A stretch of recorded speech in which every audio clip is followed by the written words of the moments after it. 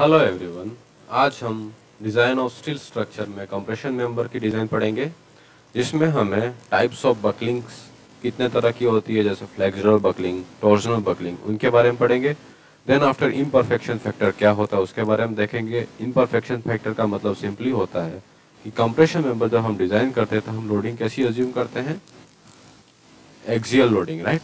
पर एक्चुअली में क्या है कि कुछ इसेंट्रिक लोडिंग होती है या फिर कुछ बकलिंग्स के कारण इसमें क्या है कि एक्सियलनेस लोडिंग की नहीं रह पाती है, तो उसके कारण एक इम्परफेक्शन फैक्टर से उसको मल्टीप्लाई करते हैं, राइट। तो उसकी वैल्यू हम फाइंड आउट करते हैं। वो भी किसके ऊपर डिपेंड करती है, उसके क्रॉस सेक्शन के ऊपर। अगर क्रॉस सेक्शन किसी पर्टिकुलर क्रॉस सेक्शंस में उसकी बकलिंग की टेंडेंसी ज़्यादा है तो उस क्रॉस सेक्शन के करस्पॉन्डिंग हमारा इम्परफेक्शन फैक्टर भी क्या होगा, ज़्यादा रहेगा। ओके, इसके बारे में पढ़ेंगे। देन आफ्टर हम बकलिंग कर्व्स कौन कौन से होते हैं उनके बारे में देखेंगे। फिर देन आफ्टर हम पढ़ेंगे डिजाइन ऑफ कंप्रेशन मेंबर। सबसे पहला है एक्सियली लोडेड मेंबर। इसमें हम angle section, pair of angle section as a compression member को डिजाइन करेंगे। ओके, फिर हम देखेंगे buildup column.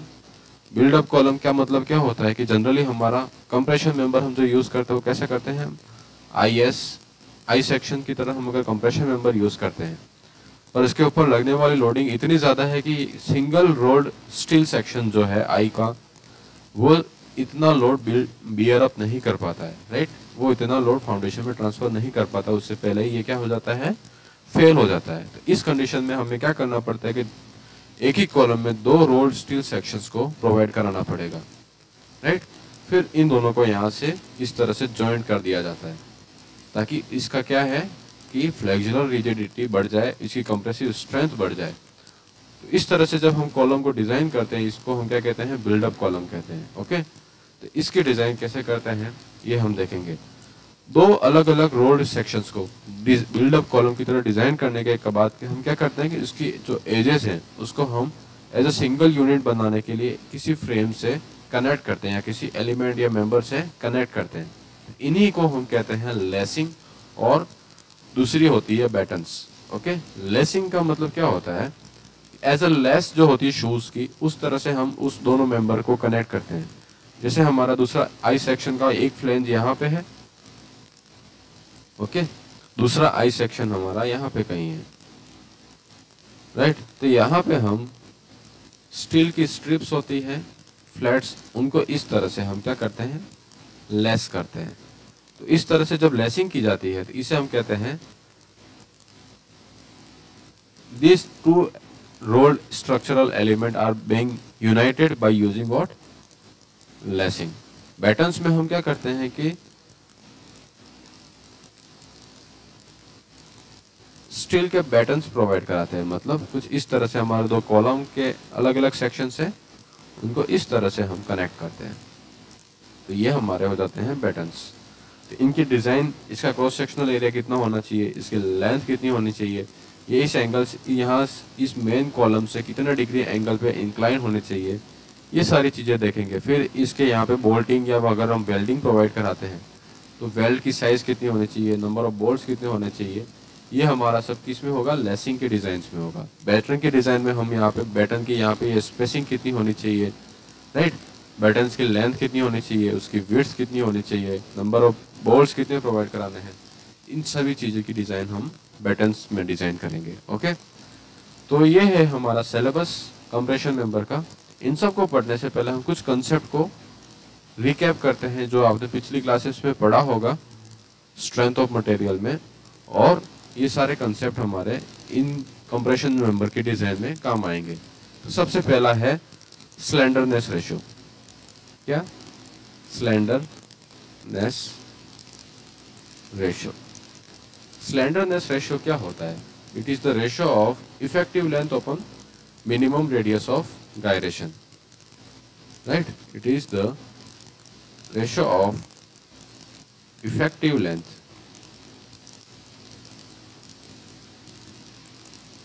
Divided by minimum radius of gyration, right. Slenderness ratio हमारा डिफाइन करता है, अगर इसकी वैल्यू ज़्यादा होती है तो मतलब ये कॉलम जो है या फिर ये कंप्रेशन मेंबर है, ये बकलिंग की टेंडेंसी ज़्यादा शो कर रहा है, ये हमारा डिफाइन करता है, राइट। इफेक्टिव लेंथ क्या होता है? किसी भी कॉलम की दो पॉइंट ऑफ कॉन्ट्राफ्लेक्चर और जीरो मोमेंट के बीच के डिस्टेंस को हम क्या कहते हैं? इफेक्टिव लेंथ कहते हैं, राइट। यहाँ पे कंप्रेशन मेंबर की जो आईएस कोड क्या कहता है कि मैक्सिमम सिलेंडरनेस रेशियो को हम लैम्डा से रिप्रेजेंट करते हैं। जो लैम्डा मैक्स है फॉर कंप्रेशन मेंबर डिजाइन वो कितना होना चाहिए? वो मैक्सिमम कितना होना चाहिए? At most 180, right. ये हमारा आईएस कोड कहता है। तो सबसे पहले हम देखते हैं इसमें ही इफेक्टिव लेंथ क्या होता है। इफेक्टिव लेंथ, इफेक्टिव लेंथ क्या होता है? The length of column between points of contraflexure और zero moment, okay, zero moment. इन दोनों पॉइंट के बीच की जो डिस्टेंस होती है उसको हम क्या कहते हैं? इफेक्टिव लेंथ कहते हैं। पर इफेक्टिव लेंथ जो होती है वो किसके ऊपर डिपेंड करती है? मेनली इफेक्टिव लेंथ जो होती है वो डिपेंड करती है उस कॉलम के एंड सपोर्ट कैसे हैं, कॉलम के एंड सपोर्ट्स के ऊपर डिपेंड करती है। जैसे हमारा एग्जाम्पल के तौर पे देखते हैं, कॉलम कैसा है? एक एंड इसका कैसा है? फिक्स है, और दूसरा एंड कैसा है? यहाँ पे ये एंड हमारा फिक्स्ड है और यहाँ पे ये कैसा है? फ्री है। तो इसकी जो ये लेंथ है ये हमारी क्या कहलाएगी? कॉलम की एल, मतलब actual length, actual length, okay. इसके करस्पॉन्डिंग एल इफेक्टिव कितना आएगा? 2 टाइम्स ऑफ एल, राइट। तो इसकी इफेक्टिव लेंथ कितनी हो जाएगी? 2 टाइम्स ऑफ एल, ओके। मतलब अगर इसका पॉइंट ऑफ कॉन्ट्राफ्लेक्चर के बीच की डिस्टेंस मानते हैं तो ये जो कर्व है, बकलिंग कर्व, इसका कैसा बनेगा? हम अज्यूम कर सकते हैं कि कॉलम जो है लोड लगने के कारण वो कुछ इस तरह से बेंड करेगा, राइट। ये कर्व जो है वो कुछ इस तरह से बेंड करेगा। तो इसकी टोटल अगर हम जीरो मोमेंट के बीच की डिस्टेंस निकालते हैं, इस कर्व को जब हम इस तरह से आगे प्लॉट करते हैं, ये कॉलम कुछ इस तरह से बनेगा, राइट। तो ये टोटल लेंथ यहाँ पे अगर ये L है तो यहाँ से ये डिस्टेंस भी कितनी होगी? L। तो इफेक्टिव लेंथ कितनी होगी इस कॉलम की? L effective is equals to 2L, okay. फिर अगला केस हम देखते हैं।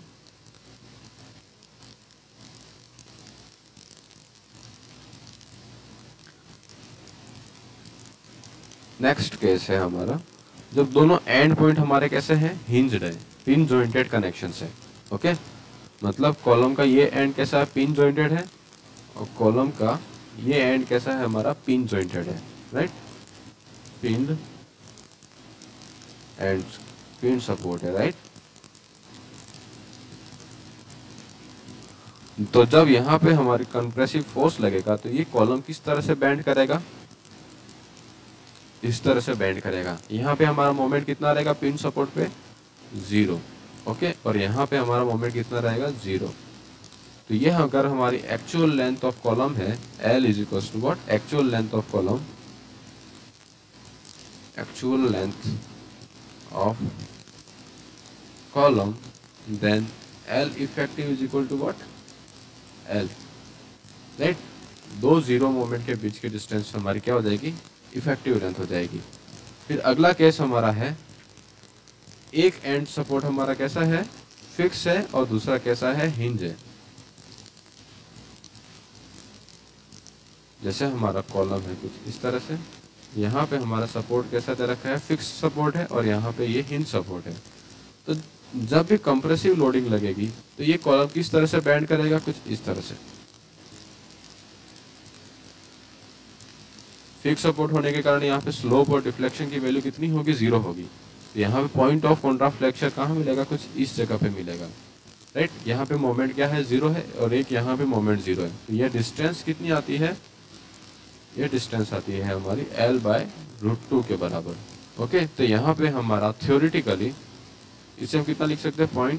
0.707 L। ओके, तो L इफेक्टिव कितना होता है 0.707 L के बराबर। ओके, पर IS कोड हमारा क्या रिकमेंड करने को बोलता है, L effective is equal to 0.8 L। ये हमारी रिकमेंडेड वैल्यू होती है।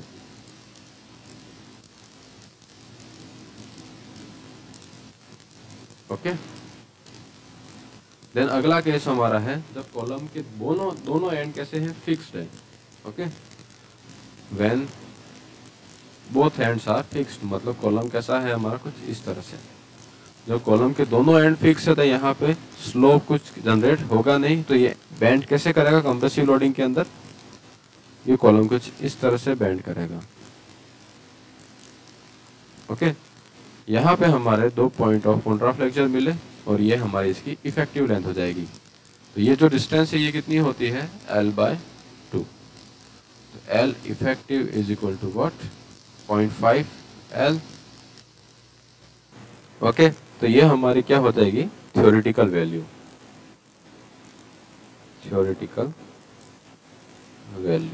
राइट। और रिकमेंडेड वैल्यू क्या होती है, L effective is equal to 0.65 L।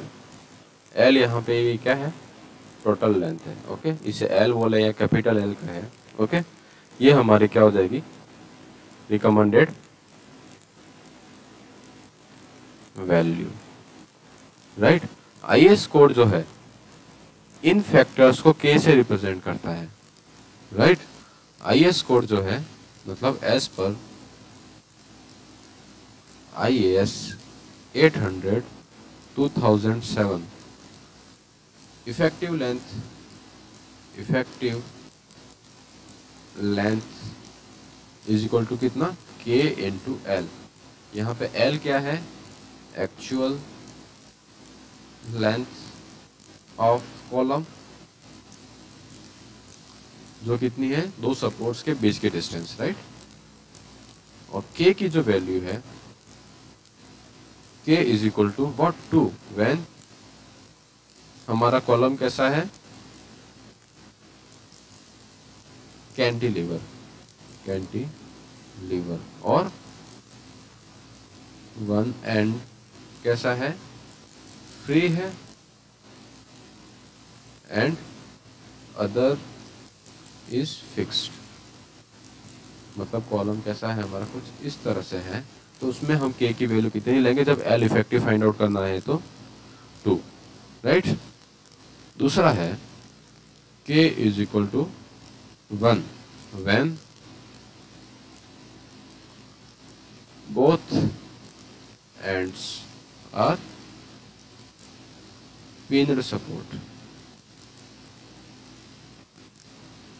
Okay, मतलब यहाँ पे भी पिन सपोर्ट है और कॉलम का यहाँ पे भी पिन सपोर्ट है, तो L इफेक्टिव कितना हो जाएगा L के बराबर ही, राइट। यहाँ पे ये L है तो L इफेक्टिव कितना हो जाएगा 2L के बराबर, राइट। थर्ड केस में K की वैल्यू है हमारी 0.8, कब व्हेन एक एंड तो कैसा है हमारा हिंज है, वन एंड इज हिंज और pinned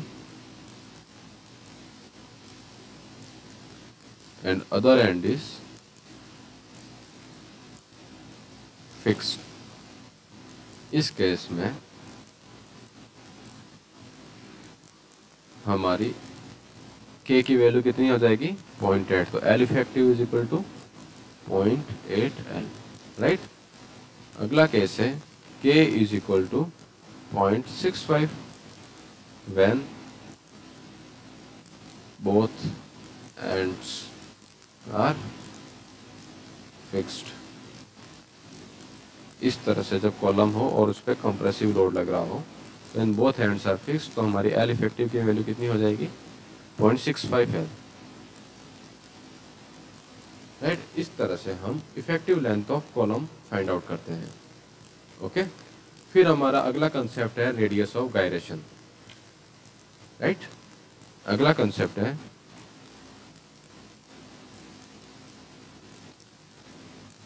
रेडियस ऑफ गायरेशन।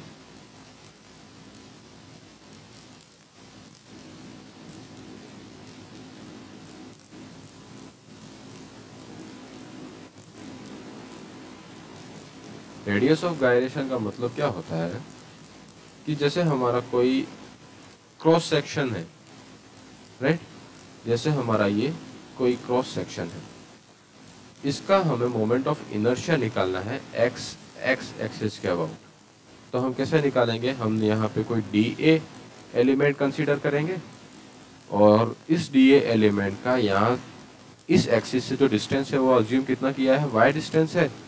तो हम क्या करेंगे, इंटीग्रेट करेंगे पूरे क्रॉस सेक्शन एरिया का। तो आई एक्स एक्स हमारे पास क्या आएगा, Y square into D A. इसकी जो वैल्यू आएगी वो हमारे क्या हो जाएगी, मोमेंट ऑफ इनर्शिया आ जाएगा इस क्रॉस सेक्शन का, होल क्रॉस सेक्शन एरिया का, राइट। तो रेडियस ऑफ गायरेशन क्या कहता है कि पूरे क्रॉस सेक्शन एरिया को हम एज अ स्ट्रिप अज्यूम करते हैं, ठीक है ना, और उसकी डिस्टेंस कितनी होनी चाहिए, एक्स एक्सेस से उतनी होनी चाहिए कि उसका स्क्वायर का मल्टीप्लाई करेंगे तो हमारी जो वैल्यू आएगी वो उसके मोमेंट ऑफ इनर्शिया के बराबर आएगा। मतलब जैसे हमारा ये क्या है, एक्स एक्स एक्सिस है, राइट। इतने क्रॉस सेक्शन एरिया का हमने यहाँ पे कोई स्ट्रिप जनरेट की, मतलब इसका क्रॉस सेक्शनल एरिया कितना है, टोटल एरिया इसका ए है, राइट। तो इस स्ट्रिप का टोटल एरिया कितना हो जाएगा, टोटल एरिया इज व्हाट, ए। और इसकी एक्स एक्सिस से जो डिस्टेंस है ये कितनी है हमने अज्यूम की, के या फिर आर अज्यूम कर ली, तो आर एक्स एक्स, राइट। ये हमारी इसकी डिस्टेंस होगी।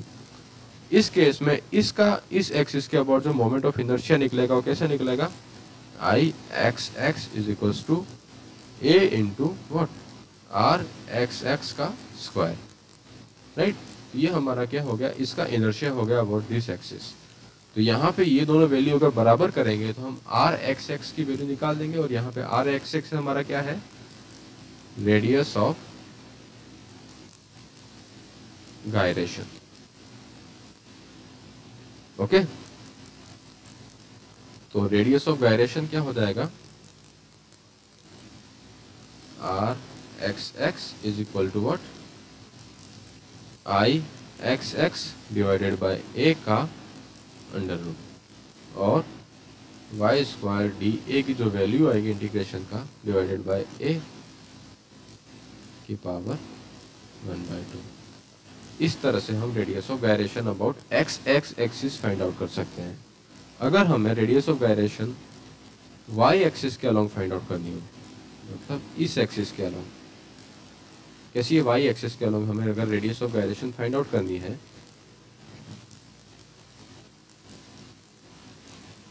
जैसे हमारी ये एक्सिस है Y axis, okay.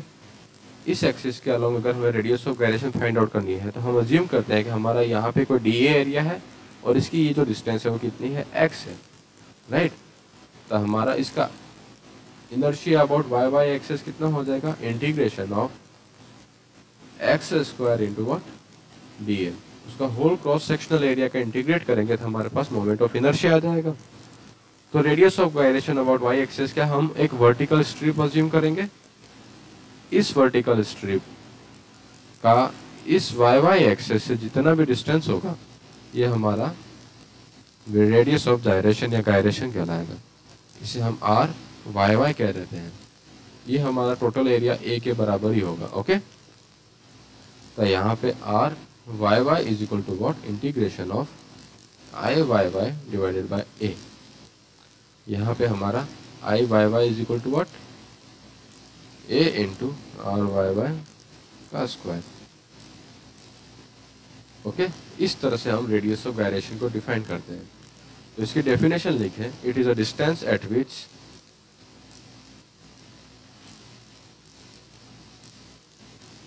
it is the distance at which entire area must be kept as a strip, must be kept as a strip okay, so that it will give what? Same moment of inertia, same moment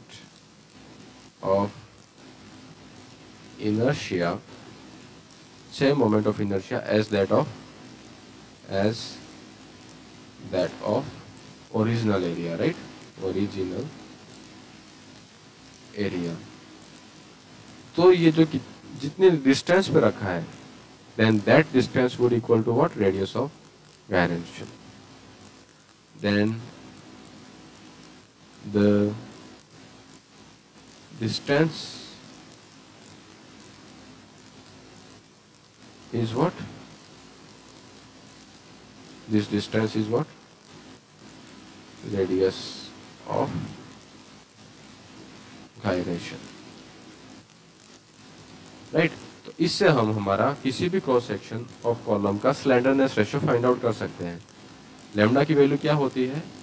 L effective divided by radius of gyration।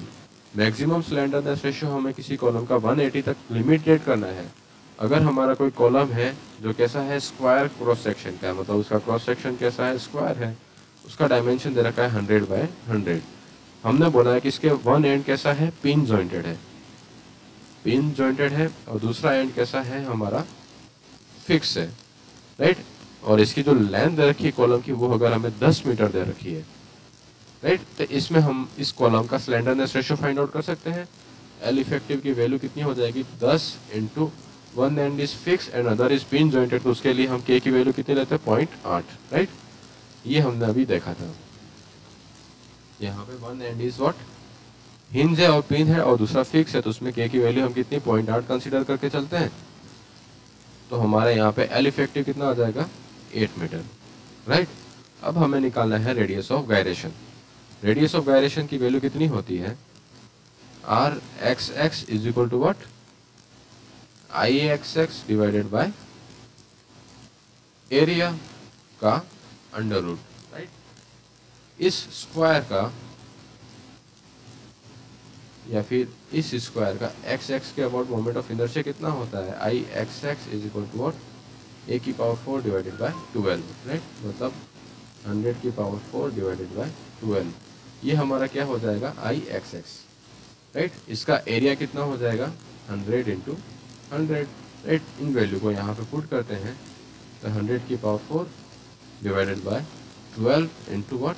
100 का square का whole root, right? यहाँ से ये cancel हो जाएगा, तो 2 बार जाएगा, right? तो यहाँ पे आर एक्स एक्स की वैल्यू कितनी आ जाएगी? 100 डिवाइडेड बाय रूट 12, राइट? इन दोनों वैल्यू को इस फॉर्मूले में पुट कर देंगे, तो lambda is equal to what? 8 metre divided by, ये किस में है? mm में, राइट? सारी वैल्यू हमने mm में पुट किया, तो रेडियस ऑफ गायरेशन किस में आएगा? mm में आएगा। इसको हम पहले 1000 से मल्टीप्लाई किया, तो ये हमारा किस में आया? mm divided by 100 divided by root 12। तो इसको यहाँ से ये कैंसिल हो गया, तो 80 इंटू अंडर रूट 12, तो इसकी वैल्यू कितनी आती है? 80 इंटू रूट, तो यह आ रहा है हमारा लैम्डा इज इक्वल टू 277.12। ये जो वैल्यू है, what? It is greater than 180। हमारा कंप्रेशन मेंबर अगर हमें डिजाइन करना है, तो इसकी वैल्यू क्या है? कि 180 से ज्यादा नहीं होनी चाहिए, राइट? इस केस में ज्यादा हो रही है, इसका मतलब क्या है? कि हमें आर की वैल्यू जो है, रेडियस ऑफ गायरेशन की वैल्यू है, उसको क्या करना पड़ेगा? इंक्रीज करना पड़ेगा, राइट? इसकी वैल्यू को क्या करना पड़ेगा? इंक्रीज करना पड़ेगा। इसकी वैल्यू कैसे इंक्रीज होगी? अगर ये वैल्यू अगर इंक्रीज होगी, राइट, तो क्या होगा? हमारा लैम्डा की वैल्यू रिड्यूस होकर 180 से कम आ जाएगा। इस वैल्यू को अगर रेडियस ऑफ गायरेशन को इंक्रीज करना है, तो मतलब क्या हुआ? कि इसका जो क्रॉस सेक्शनल एरिया है, इसका जो क्रॉस सेक्शनल एरिया है, उसको इस तरह से इंक्रीज करेंगे कि हमारा आई मैक्स की वैल्यू क्या हो? बढ़ जाए, राइट? तो हमने क्या किया कि यहाँ पे जो 100 इसकी जो हाइट है उसकी जगह हमने क्या लिया, इसको 200 ले लिया, राइट। तो अब हमारा कॉलम सेक्शन कैसा बन गया, कुछ इस तरह से बन गया, राइट। ये कितना है 200 है और यहाँ पे ये कितना है 100 है, ओके। तो अब इसका हम आई एक्स एक्स निकालेंगे तो कितना आएगा, आई एक्स एक्स आएगा B D cube divided by 12। यहाँ पे b कितना है 100 इंटू 200 का क्यूब डिवाइडेड बाय 12। इसका एरिया कितना आ जाएगा, एरिया आ जाएगा हमारा 100 इंटू 200, तो राइट। तो आर एक्स एक्स की वैल्यू अब कितनी आ जाएगी, अंडर रूट 100 इंटू 200 का cube divided by 12 into 100 into 200, right. यहाँ से 100 से 100 कैंसिल आउट हो गया, 200 से यहाँ पे कैंसिल होगा तो स्क्वायर बचेगा, राइट। तो इससे हमारे पास आ जाएगा 200 डिवाइडेड बाय रूट 12। ये हमारी क्या आएगी, रेडियस ऑफ जायरेशन आ जाएगा। अब हम निकालते हैं क्या, lambda is equal to what, 8 into 1000 divided by 200 divided by under root 12। यहाँ से 2 0 से कैंसिल हो जाएगा, ये कितना है, और यहाँ से कैंसिल हो जाएगा 4, तो अब आएगा 40 इंटू अंडर रूट 12। इसकी वैल्यू आती है 138.56, राइट, 138.56। ये हमारी वैल्यू क्या, लेस देन 180 है। तो मतलब हमारा कॉलम बकलिंग में क्या हो जाएगा, अब सेफ हो जाएगा। हम इस तरह से कॉलम के क्रॉस सेक्शन को डिज़ाइन कर सकते हैं, राइट। तो ये हमने आज स्लेंडरनेस रेशो का कंसेप्ट समझा। अगली क्लासेस में कुछ और कंसेप्ट के साथ पढ़ेंगे और फिर हमारा कॉलम की डिज़ाइन या कंप्रेशन मेंबर की डिज़ाइन प्रोसीड होगी। Okay, thank you so much guys, जय हिंद।